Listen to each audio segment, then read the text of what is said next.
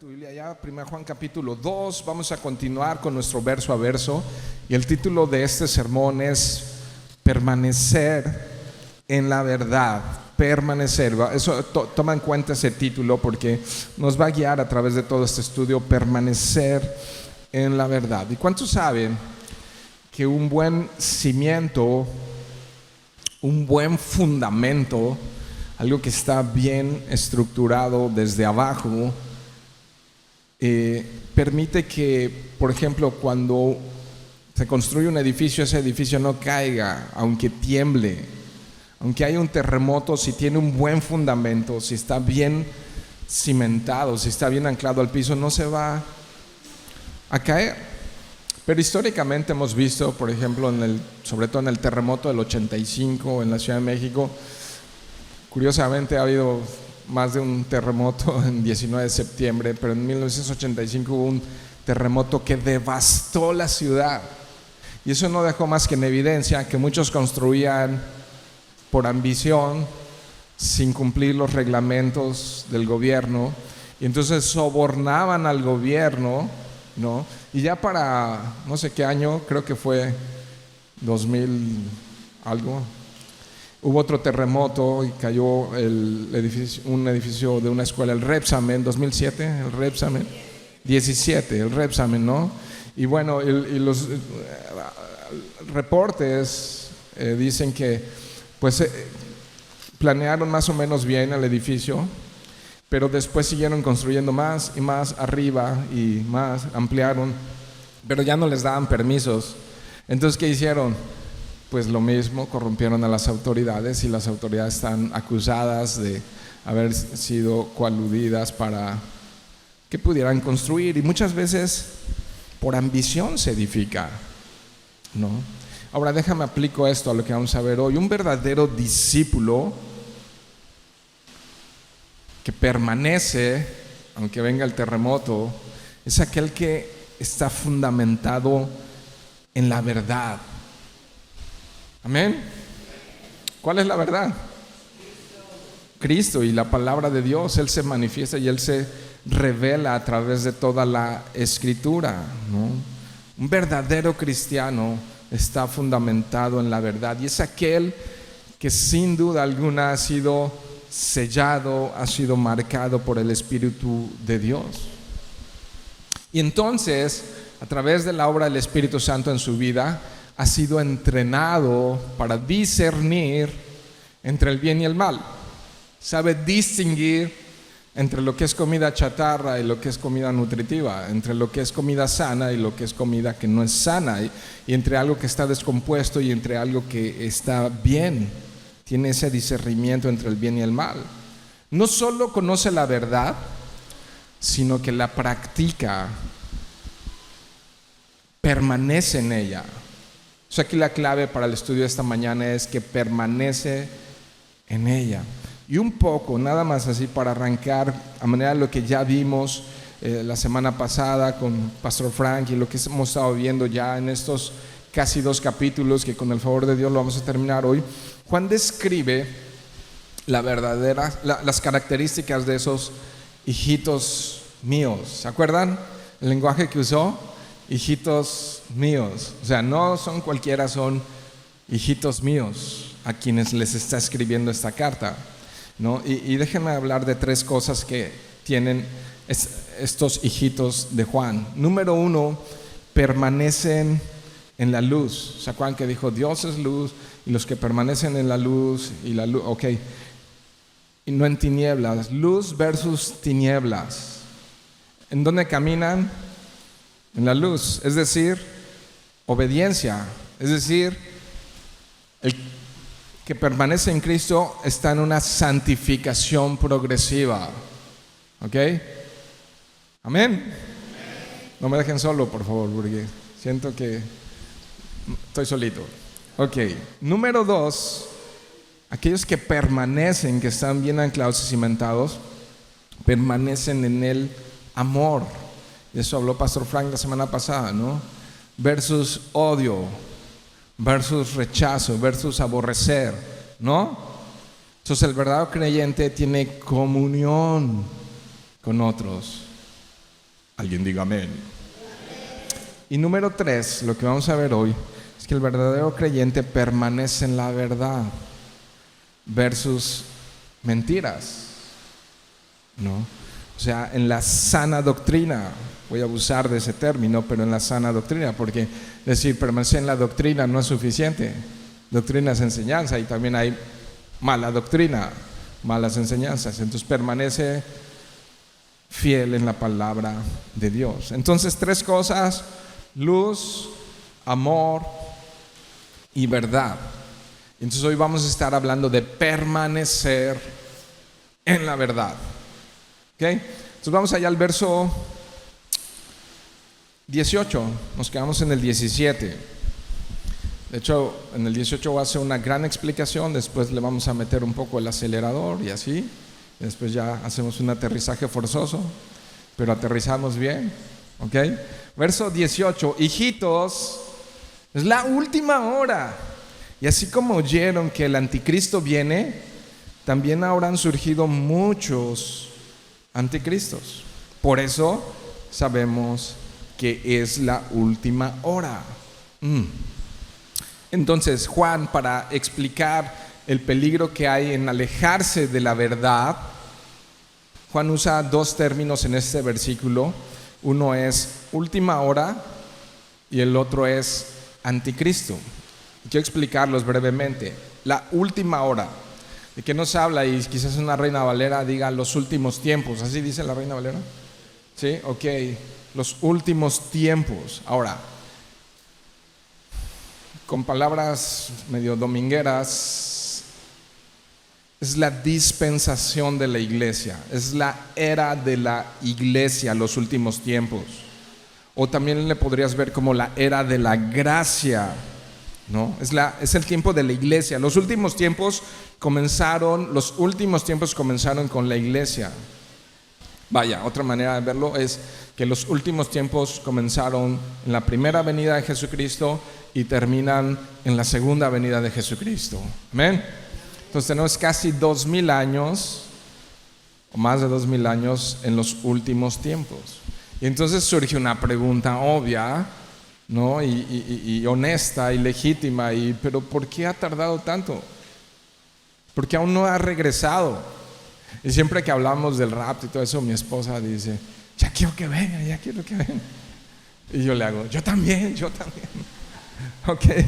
Segunda de Pedro, capítulo 3, Pedro se encargó de darnos una respuesta a lo que a veces pensamos que Jesús tarda. Segunda de Pedro, capítulo 3, verso 8, dice igual a la iglesia: pero amados, no ignoren esto, que para el Señor un día es como 1000 años y 1000 años como un día. O sea que se ha tardado como 2 días. ¿Ok? Pero para nosotros es como una eternidad, ¿no? Ok, ¿qué dice el verso 9?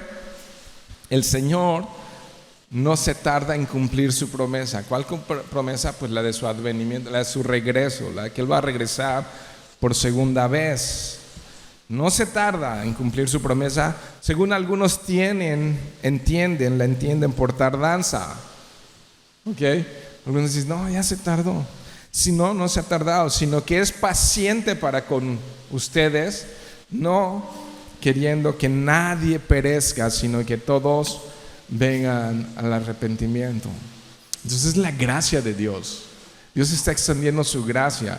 Y hoy hay más pobladores en el mundo sumados que en lo que ha habido de unos siglos para atrás en el resto de la historia.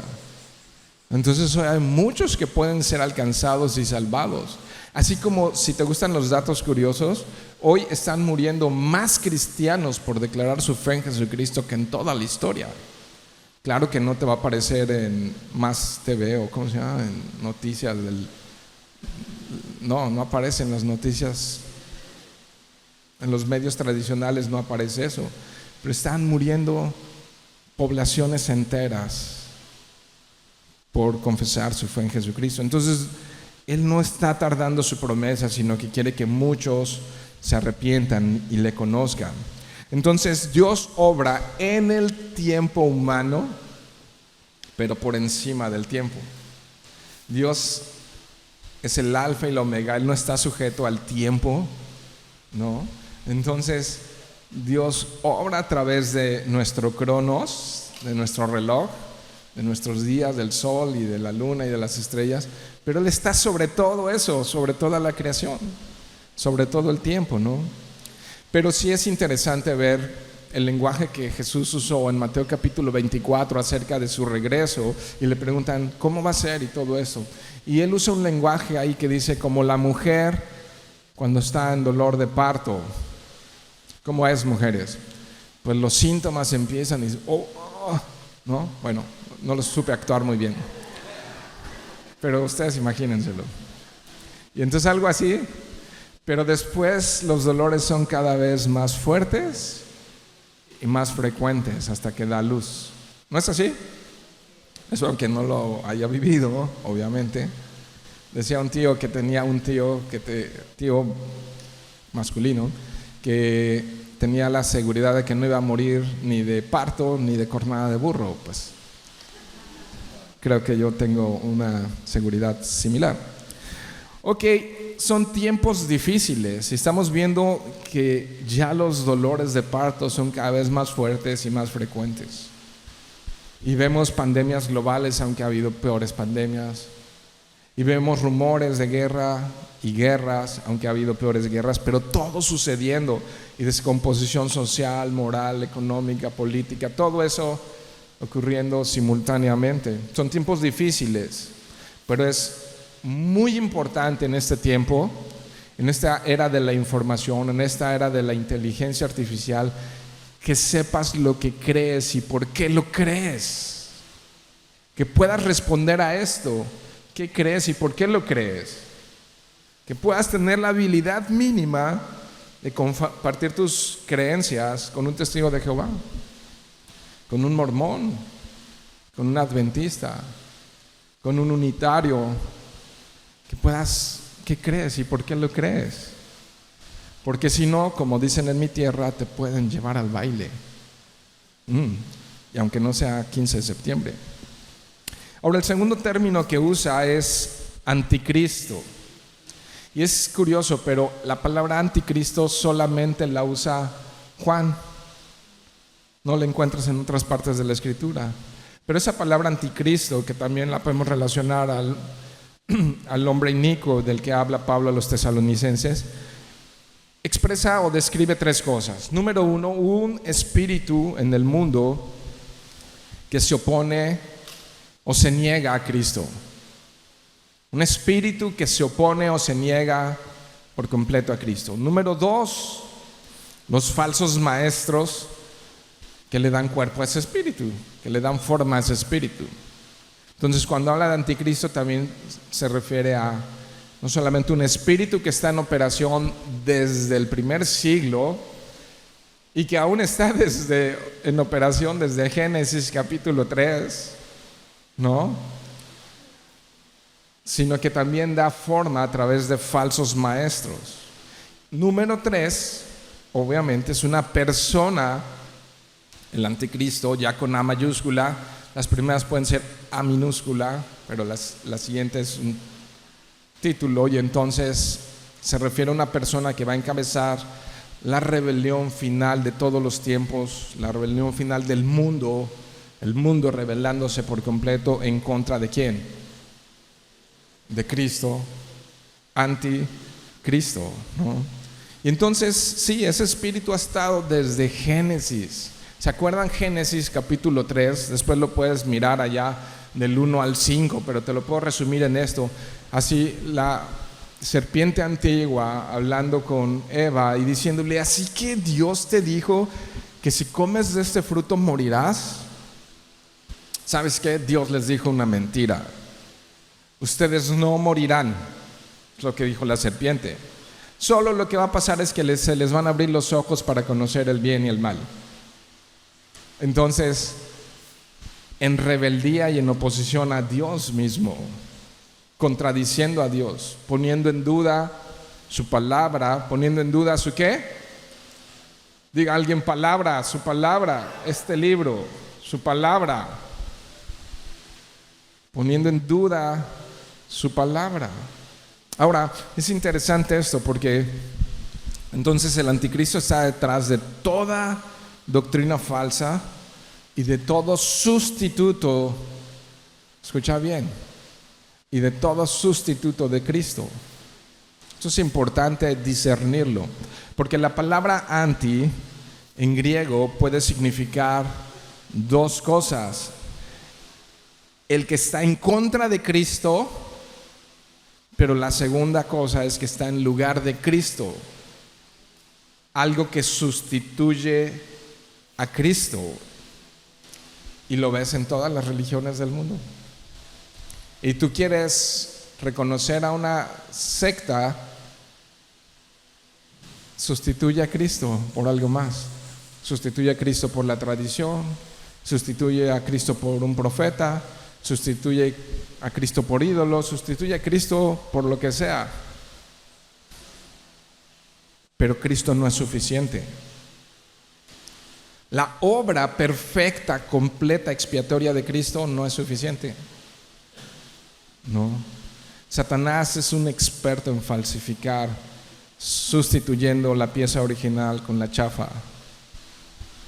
La confianza en Cristo, y déjame decirte algo, y poniéndola en las obras de la carne.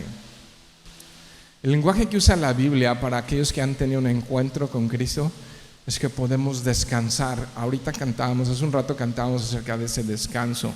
Pero ¿descansar de qué? De las obras. ¿De cuáles obras? De querer alcanzar el cielo por nuestro comportamiento humano. Sin la gracia de Jesús,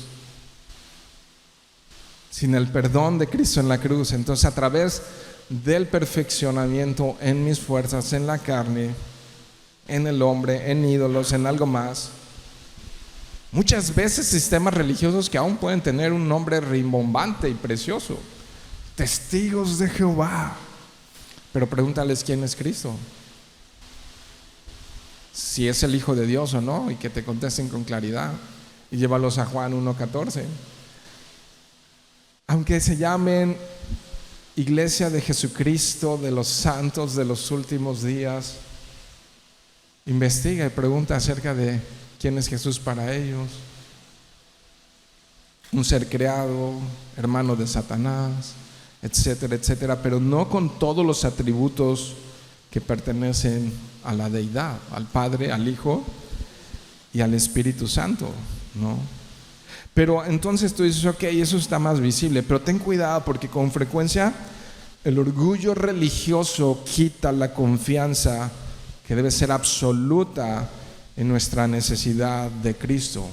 Entonces el anticristo es en lugar de Cristo. Es una estrategia diabólica, sutil y engañosa.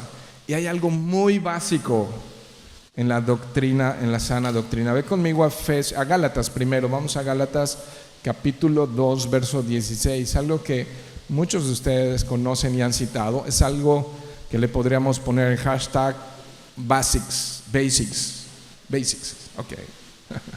No, algo básico de la doctrina. Gálatas 2:16. Sabiendo que el hombre no es justificado por las obras de la ley, sino por la fe de Jesucristo. Nosotros también hemos creído en Jesucristo para ser justificados por la fe de Jesucristo y no por las obras de la ley, por cuanto por las obras de la ley algunos van a alcanzar el cielo. ¿Dice así tu versión? ¿Quién la va a alcanzar? Nadie.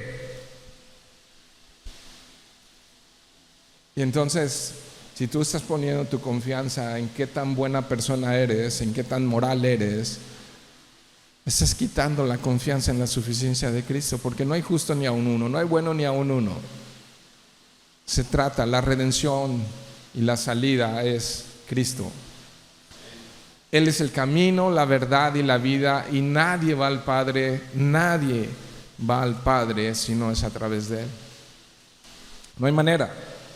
Entonces, chécate el peligro de poner la confianza en un sistema religioso, en un sistema de obras.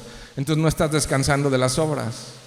Y quieres ahí luchar y luchar y luchar y luchar y luchar en la carne, en tus fuerzas, sin tener una plena descanso y suficiencia en Cristo. Y Efesios 2, 8 y 9 creo que lo conocen ustedes. Y dice, porque por gracia ustedes, ¿por qué? Por gracia ustedes han sido salvados, por gracia. Y si son obras ya no es gracia, ¿no? Por gracia han sido salvados por medio de la fe. Y esto ni siquiera procede de ustedes, sino que es un regalo de Dios. ¿Qué dice el 9? No por obras para que nadie se gloríe. ¿Qué distingue al cristianismo de todas las religiones del mundo? Que solo por fe en Jesucristo. Solo por fe en Jesucristo. Y llámense como se llamen. Si alguien dice, hay un catecismo que dice que si alguien dice que la salvación, como dice aquí Pablo 2:9, es solo por fe y no por obras, dice ese catecismo, sea maldito y sea excomulgado de la iglesia. ¿Cómo va a ser eso? No. Entonces es clara la escritura, no es por obras para que ninguno se gloríe, es por la fe en Jesús. Cuando quitamos eso, entonces estamos sustituyendo. Y a veces podemos decir, Jesús, ok, sí, tu sacrificio en la cruz 98% cubrió mis fallas y mis faltas. Falta el 2% y yo voy a sacrificarme y yo voy a completarlo. ¡Wow! Eso es un insulto. Eso es una ofensa, terrible ofensa hacia lo que Jesús hizo, que es perfecto y es completo. Ahora, es evidente, si tú continuaras allí leyendo Efesios, no termina allí el 2:9, para el 10 lo puedes leer después en tu casa, pero dice entonces que esa fe salvadora transforma, porque dice que Dios preparó obras para que nosotros anduviésemos en ellas, pero ya bajo el contexto de una vida nueva, del poder del Espíritu Santo en nuestras vidas, de una vida rescatada y redimida. Entonces es ese proceso de santificación. Más claro no puede estar que el agua. Las obras nunca van a salvar, pero las obras son una evidencia de que estamos caminando con Cristo. ¿Sí? Es una evidencia, es un fruto de que estamos andando en luz. Pero tienes que tener muy claro esto. Entonces, no solo niega a Cristo, sino que también lo engaña sustituyéndolo. Y si miramos un poco y volteamos a ver el mundo en el que nos encontramos, ¿no? Puedes ver por todos lados el espíritu del anticristo. Se dice que actualmente hay más de 15,000 religiones y sectas. O sea, yo a veces voy a algún restaurante y cuando tiene más de 10 productos ya no sé qué escoger. Ya entro en confusión y ya digo, no sé qué pedir. O sea, ¿me podrían sugerir algo? Porque lo que me recomiendan está bien, eso, gracias, ¿no? Y si el menú está así súper extenso, pues eso generalmente trae confusión, ¿no? Ahora sabemos, por lo que dice 2 Tesalonicenses, que en el futuro va a aparecer un superhombre satánico, el cual pues la Biblia le denomina con mayúscula el anticristo, ¿no? Sin embargo, también nos dice la Escritura, puedes después leer o repasar las cartas de Tesalonicenses. 2 Tesalonicenses capítulo 4 nos dice a partir del verso 13 que hay algo que frena, que le pone el freno de mano para que se manifieste el anticristo. Y es la verdad que está obrando a través de la iglesia por medio del Espíritu Santo. La iglesia, los cristianos son contenedores del Espíritu Santo. Pero cuando la iglesia sea arrebatada, este hombre usado por Satanás podrá completar su victoria temporal y va a poder gobernar el mundo. Repito, 1 Tesalonicenses 4, versos 13 al 18. Y si eso es así, entonces es vital, fíjate la palabra que estoy usando, que sepas lo que crees y por qué lo crees. ¿Qué crees y por qué lo crees? Ahora, Juan, aquí en el texto que vamos a ir avanzando, da 3 señales. Ahora sí, después de ese verso 18, podemos ver 3 señales muy específicas sobre el falso maestro que está controlado por el espíritu del anticristo y que hoy más que nunca estamos expuestos por medio de las tecnologías a falsas enseñanzas, a falsos maestros. Interesante que en el siglo XIX aparecieron 2 de las grandes religiones que usan el nombre de Dios y no tienen nada que ver con Dios. Tanto testigos de Jehová como mormones aparecieron apenas en el siglo XIX. 2 de las más grandes religiones que tienen el espíritu del anticristo. Pero en el siglo XXI, la difusión de esta información, la velocidad con la que se corren tanto las doctrinas sanas como las falsas doctrinas, corre de una manera impresionante. Las tecnologías de la información son sorprendentes. ¿Cómo corre toda esta información? Y algunos están allí consumiendo de todos y a veces sin tener claro qué creen y por qué creen, y entonces siendo llevados por cualquier viento de doctrina. Entonces, 3 cosas, 3 características. Número 1, el anticristo se aleja de la comunión, o el espíritu del anticristo o el maestro falso se aleja de la comunión. 1 Juan 2:19, ¿qué dice? Ellos salieron de nosotros, pero en realidad no eran de nosotros, porque si hubieran sido de nosotros, simple, habrían permanecido con nosotros, pero salieron a fin de que se manifestara que no todos son de nosotros. Oh, pero es que usan Reina Valera, ¿no? Y cantan las mismas canciones de Jesús Adrián Romero y de Marcos Witt y de Hilson y de no sé quién, ¿no? Y de repente surge un tipo que a lo mejor ustedes lo conocieron, creo que ya murió, Juan de Jesús, no sé qué, en Colombia, y usaban Reina Valera y cantaban canciones de Marcos Witt y decía que él era Cristo encarnado. Y se tatuaban en la frente y en un brazo el 666 y decían que el pecado ya no existía. Y después cuando murió, bueno, antes de morirse se divorció, pero después de su divorcio muere y su ex esposa dice, no, ¿qué creen? Yo soy Jesucristo encarnado. O sea, y dices, ¿en serio? Sí. Y nos da risa. Pero así es, ¿no? Entonces, salieron de nosotros, pero no eran de nosotros. Y por supuesto, importantísimo, se refiere a lo que hemos estado viendo en versos atrás, en contexto de lo que estamos viendo atrás, se refiere a la comunión con otros creyentes, ¿no? No todo el que asiste los domingos es miembro de la familia de Dios. ¿Cuántos lo saben? Que ser parte de una familia no es ir a cenar con una familia. No te hace parte de esa familia, ¿no? El Nuevo Testamento presenta a la iglesia de 2 maneras que hay que tomar muy en cuenta. Un aspecto es el aspecto universal, la iglesia global, la iglesia histórica, la iglesia que ha estado, la iglesia de Apocalipsis 2 y 3, ¿no? La iglesia que ha estado ahí desde siempre y que podemos tener compañerismo sano respetando doctrinas no fundamentales sino secundarias con hermanos de otras denominaciones o con hermanos de otras Calvarys o con hermanos de otros lugares. Yo tengo excelentes amigos pentecostales, yo tengo excelentes amigos y hermanos en la fe bautistas, presbiterianos, de Asambleas de Dios, y son una bendición en mi vida. Y casi cada mes como con diferentes grupos de ellos.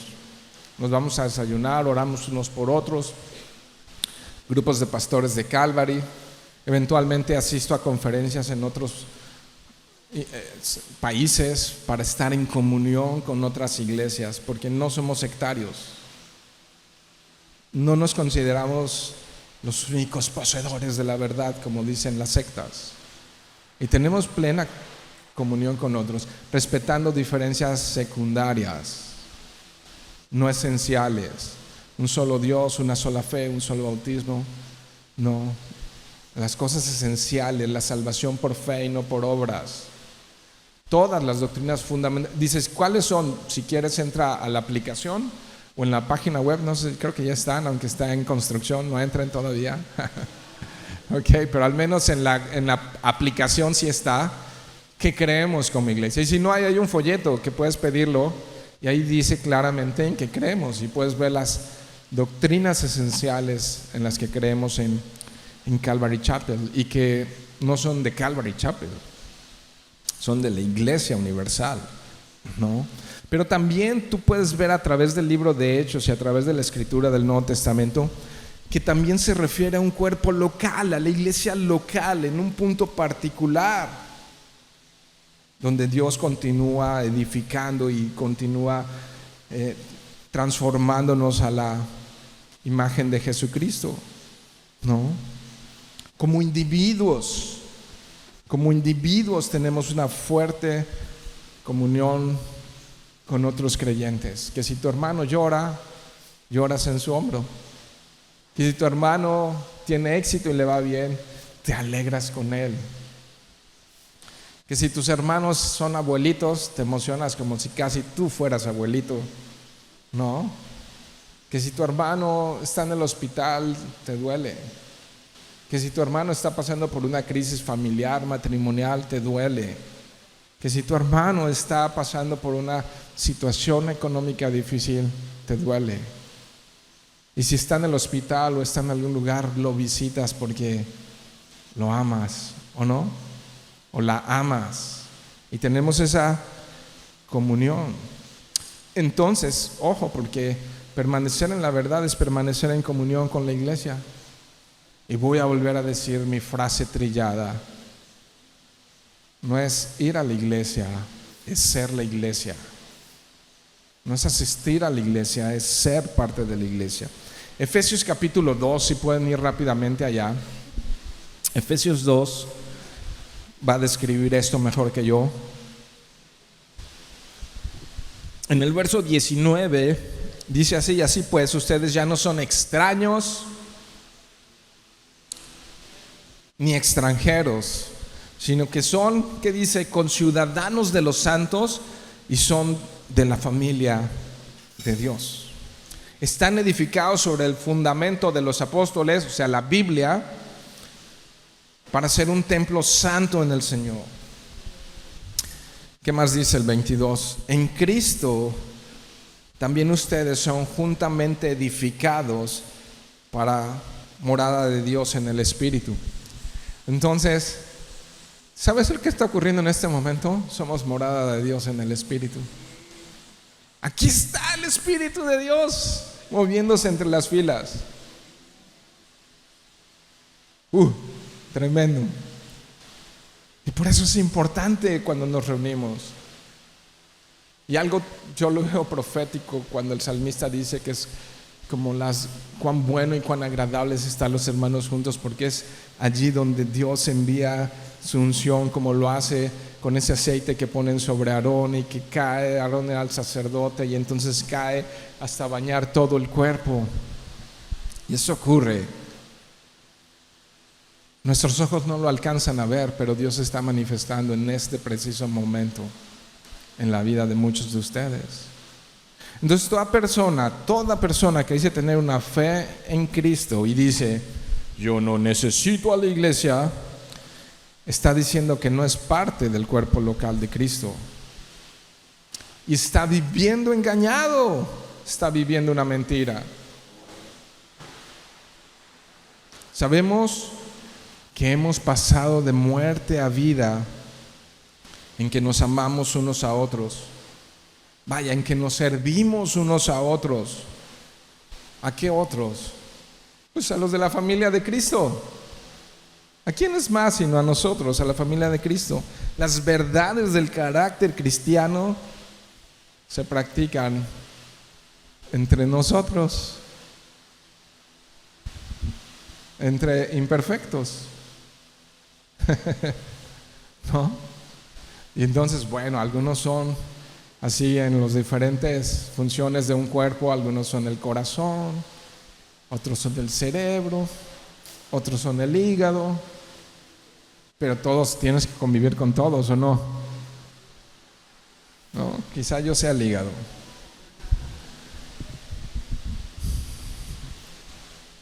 Una de las evidencias de la vida cristiana, y déjenme usar esta palabra verdadera, es el deseo y el anhelo de estar con el pueblo de Dios.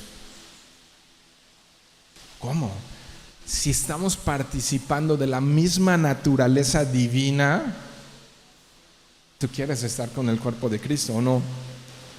¿Por qué? Porque el Espíritu Santo mora en nosotros y tenemos comunión unos con otros. Queremos, anhelamos, deseamos estar con otros creyentes, edificándonos en amor.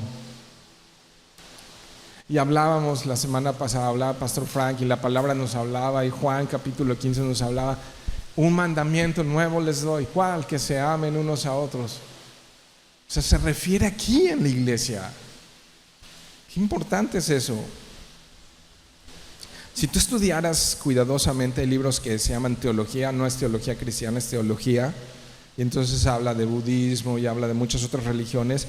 Si tú estudias el surgimiento de las sectas, descubrirías que en la mayoría de los casos, no en todos, pero en la mayoría de muchos de los casos, testigos, mormones, surgieron de una iglesia local.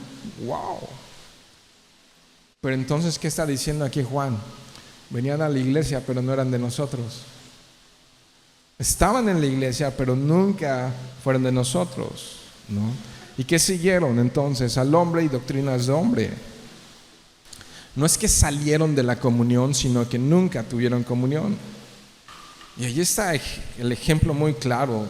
Y no pondría solamente yo a testigos y a mormones, sino a los mismos adventistas, y la lista sería larga. Aunque he oído que hay alguna corriente adventista como que están entendiendo algunas cosas, pero siguen negando algunas esenciales cristianas. Bueno, la segunda característica de estos falsos maestros es obviamente que niegan la fe. Ve al verso 20, seguimos en Juan 2:20, dice: pero ustedes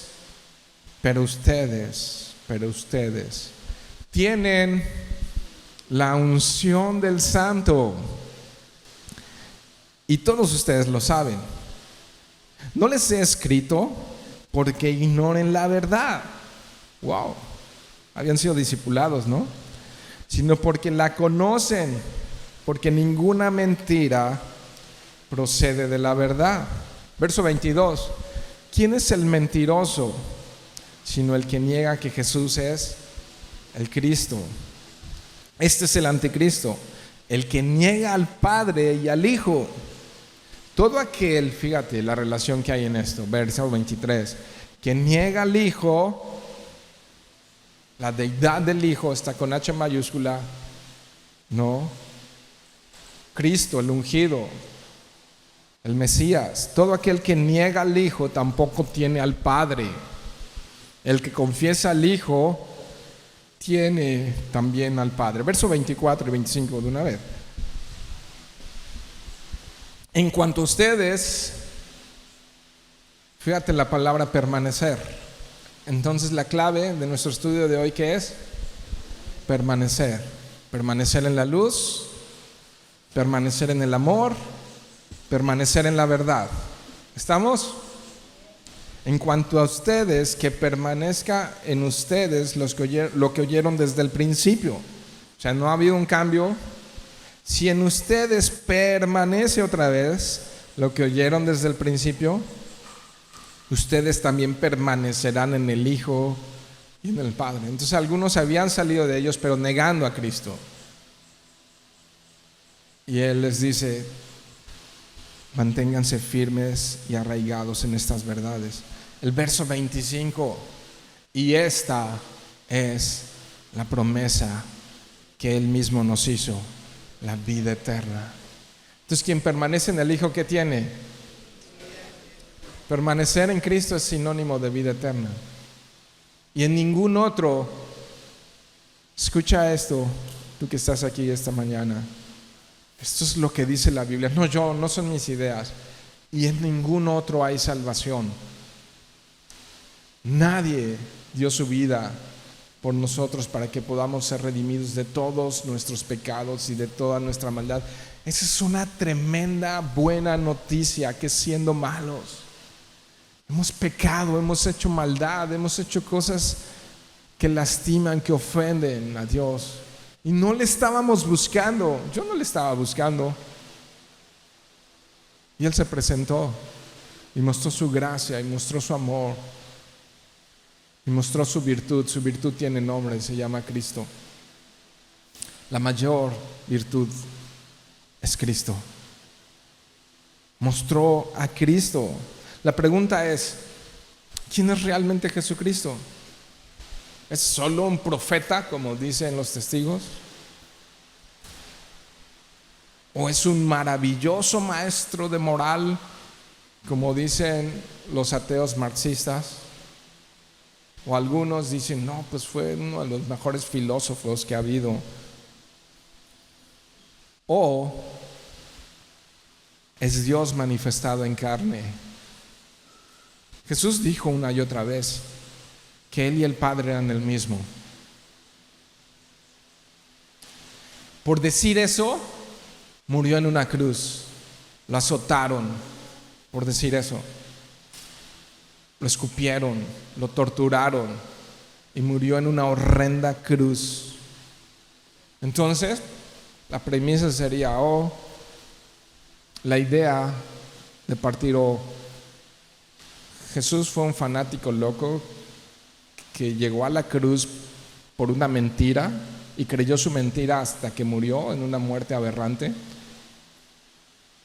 Después de haber resucitado muertos, de haber caminado sobre las aguas, de reprender al mar, al viento, en las tormentas, de sanar ciegos, cojos, mudos, de predicar con autoridad como nadie antes habían oído que predicara. ¿O Jesús fue un loco mentiroso? Esa es la hipótesis. ¿O Jesús fue lo que dijo ser? El Hijo de Dios encarnado, con todos los atributos de la deidad, que Juan dice, el verbo creador, el que hizo el universo, Juan 1:14, habitó, se hizo hombre y vino y caminó entre nosotros. Filipenses lo describe, que se despojó de su deidad, ¿no?, para venir y morir. Entonces, los lectores de la carta de Juan, de la primera carta de Juan, ellos conocían esa verdad, sabían qué creían y por qué creían, ¿no? Tenían la respuesta correcta, podían platicar con un agnóstico, podrían platicar con un ateo, podrían platicar con un judaizante, y ellos tenían la respuesta correcta, porque ¿sabes qué tenían? Algo importantísimo, la unción del Santo. Acuérdate que cuando Juan escribe esto, ellos no tenían la Biblia como nosotros. No tenían el Nuevo Testamento para sí, mira, aquí está. Primera de Juan, capítulo, ahí está. No, sí, ya entendí. Pero ¿sabes qué tenían? La unción del Santo. Y les habían predicado el Evangelio correctamente. Así es que Juan dice, ustedes conocen la verdad, pero no solo la conocen, tienen la unción del Santo. Es interesante porque la unción del Santo en el Antiguo Testamento se derramaba sobre los reyes, los ungían con aceite en la cabeza para proclamar esa autoridad de parte de Dios. Estamos hablando de los reyes hebreos, israelitas, ¿no? Les ponían aceite y decían, este cargo lo tienes de parte de Dios. Saúl lo tuvo, David lo tuvo, etc. Pero no solamente los reyes eran ungidos, sino que también los sacerdotes eran ungidos. Y no solamente los sacerdotes, los profetas de Dios también eran ungidos. ¿Y sabes qué dice el Nuevo Testamento? Que Dios nos ha hecho reyes y sacerdotes para nuestro Dios. ¿O no? Y entonces, fíjate, le está diciendo a la iglesia en general, ustedes tienen esa unción, la aprobación de Dios. Y entonces el Espíritu Santo, ¿qué hace el Espíritu Santo? El trabajo principal del Espíritu Santo es guiar a las personas hacia Cristo. ¿Y Cristo hacia dónde nos guía? Hacia el Padre. Entonces la unción del Santo, ¿a dónde nos va a dirigir? Hacia Cristo nos va a ungir. Nos va a guiar, ¿no? A ese Dios manifestado en carne. Y entonces en este punto Juan es categórico, firme, y dice: negar a Cristo es negar al Padre. El que no tiene al Hijo no tiene al Padre. Ahora mira lo que dice Juan 10, verso 30. Para nosotros es un lenguaje que dice: ok, sí, ok. Decir esto enfrente de Anás, de Caifás, de los sumos sacerdotes, decir esto enfrente de los fariseos, de los escribas, de los líderes religiosos de esa época. ¡Wow! Mira lo que dice.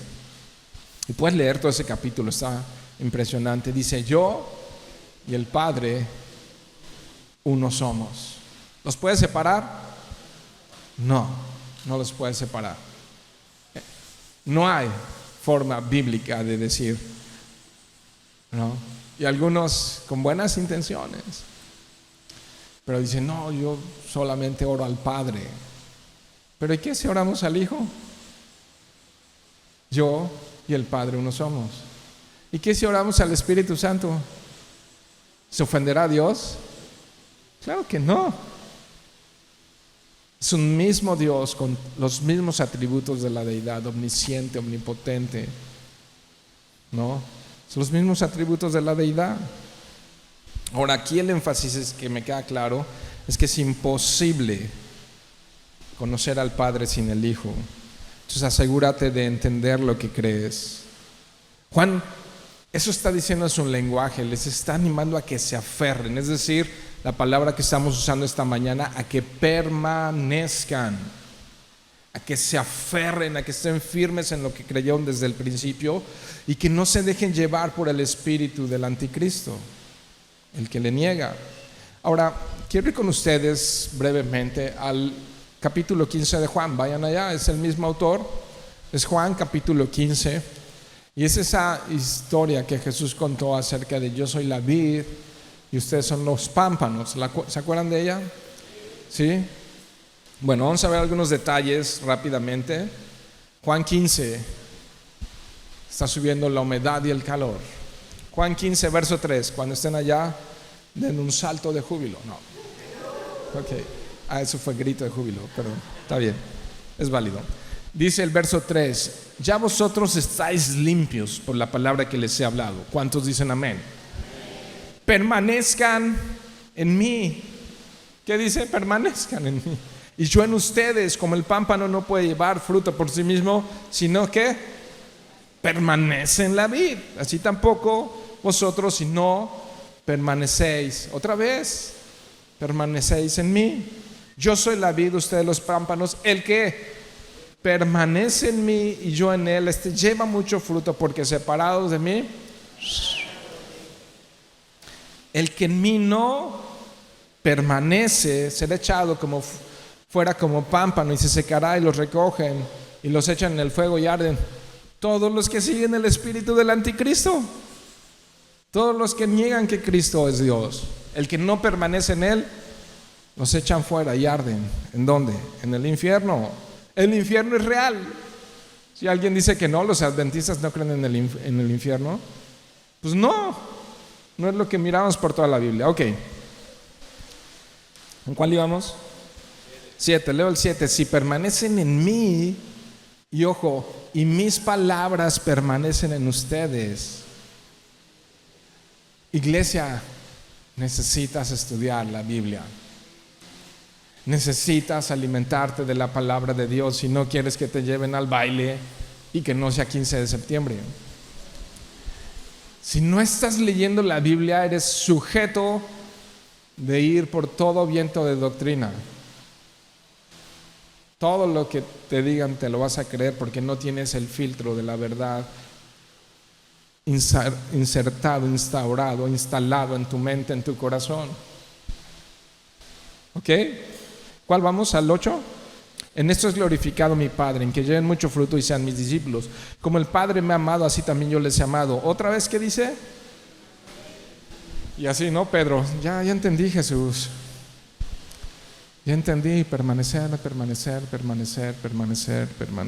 Verso 10, si guardareis mis mandamientos, permanecerán en mi amor. Así como yo he guardado los mandamientos de mi Padre. ¿Y de qué trató la obra? Permanecer. Aquellos que permanecen en la verdad tienen una promesa segura, la vida eterna, dice Juan. Amén. Ok, el tercer punto, y ya estamos en el último. ¿Qué hace el falso maestro o el espíritu del anticristo? No solamente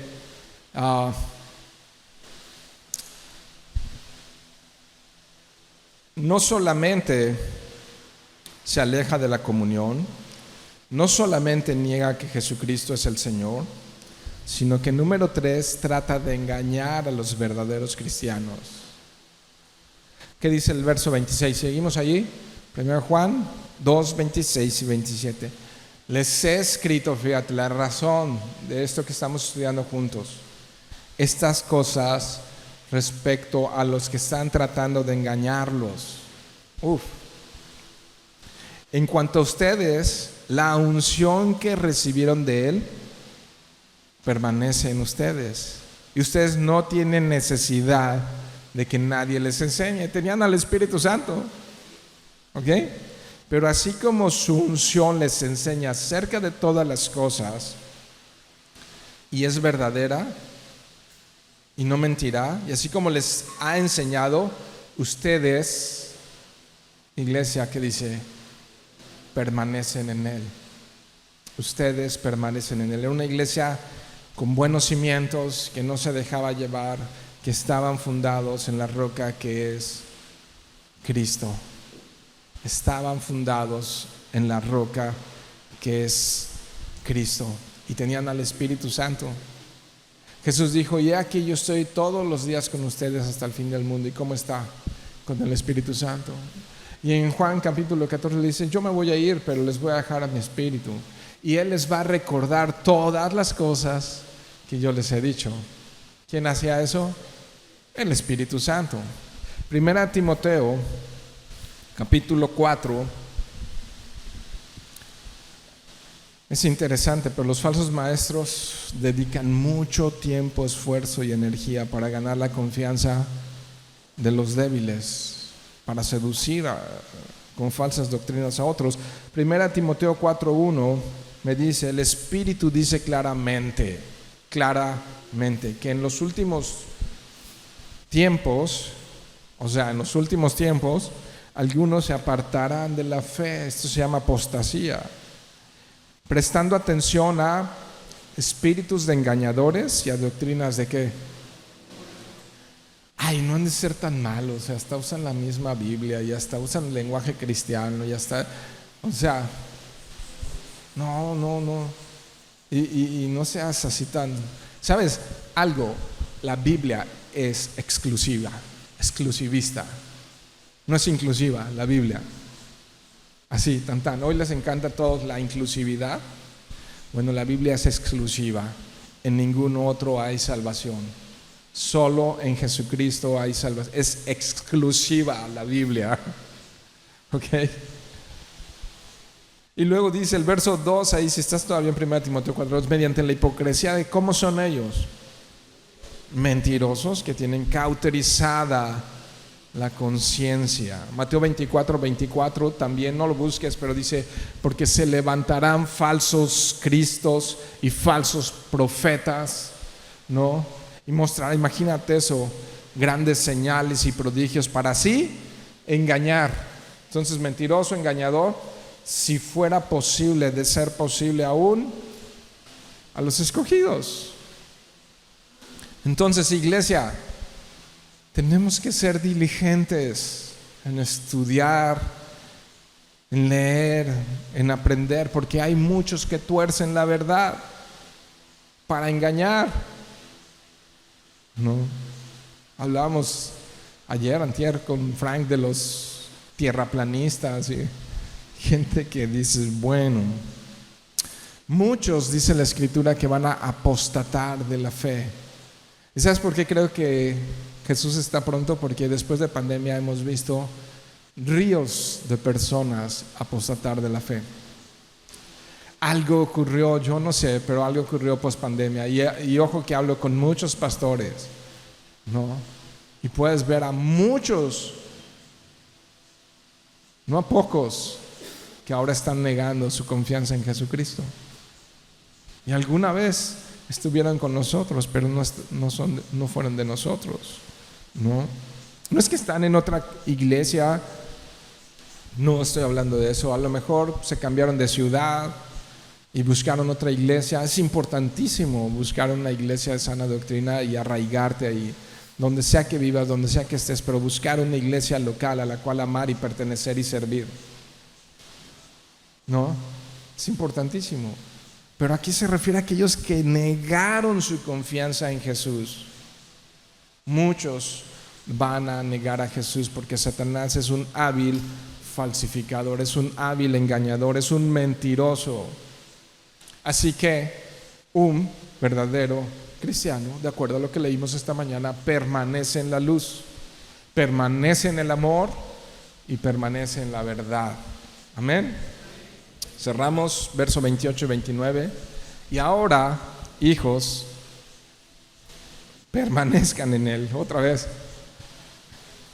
para que cuando se manifieste, segunda venida, tengamos confianza y no nos apartemos de él avergonzados en su venida.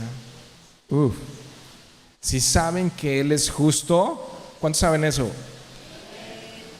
Saben también que todo el que hace justicia es nacido de él.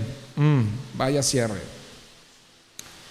Vaya cierre. Entonces, permanecer para que cuando él venga podamos oír las palabras más hermosas y dulces que jamás oído se haya imaginado oír, y que diga él: buen siervo fiel, en lo poco fuiste fiel, en lo mucho te pondré. ¿Y en qué? En los diezmos, en esto, en aquello, ¿en qué? Fieles a Cristo, fieles a Cristo, fieles a Cristo. No, vuelvo a cerrar con esto. Ten cuidado de no quitar tu confianza en la suficiencia de Cristo para ponerlo en las obras, porque en ese momento estás dejando de descansar en Cristo y estás viviendo, operando en la carne sin el Espíritu. Un motor sin aceite se va a desvielar, ¿ok?